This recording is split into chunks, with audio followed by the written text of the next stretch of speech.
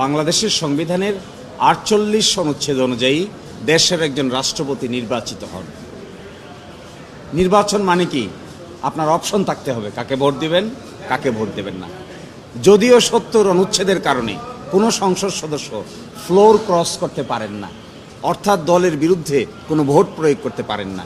যদি দলের বিরুদ্ধে কোনো ভোট প্রয়োগ করেন তাহলে তার সংসদ সদস্য পদেই থাকে না। এইভাবে হিসাব করলে যে দল যেভাবে নমিনেশন দিচ্ছেন সেই দলের লোকেরা তাকেই ভোট প্রদান করবেন, এটাই স্বাভাবিক।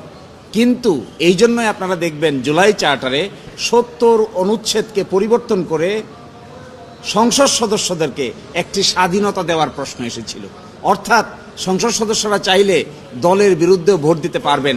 এইটাই ছিল জুলাই সনদের গুরুত্বপূর্ণ একটি পদক্ষেপ, কিন্তু জুলাই সনদ তো বাস্তবায়িত হয় নাই। এই জন্য আমার মনে হয় this is a good and healthy environment. কে পাশ করবে, কে ফেল করবে, যদিও সংবিধানের ৭০ অনুচ্ছেদের কারণে জানা যায়, কিন্তু রাষ্ট্রপতি যেহেতু একটা নির্বাচন, সুতরাং এখানে একটা মিনিমাম প্রতিযোগিতা থাকা উচিত।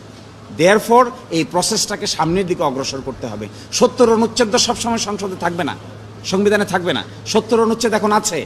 যে সংবিধান প্রণয়ন করে সংস্কার করার প্ল্যান করা হচ্ছে সেখানে কিন্তু ৭০ অনুচ্ছেদের এই বিধানটা থাকছে না, অর্থাৎ দলের বিরুদ্ধে ভোট দিতে পারবে না, এই বিধান থাকবে না।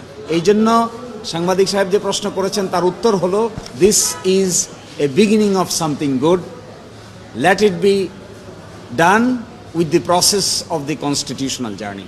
এবং তাতে ৪৮ অনুচ্ছেদ ৪৯ অনুচ্ছেদ ফলো করে রাষ্ট্রপতি নির্বাচিত হোক, এতে দেশে একটি নতুন এনভায়রনমেন্ট তৈরি হতে পারে।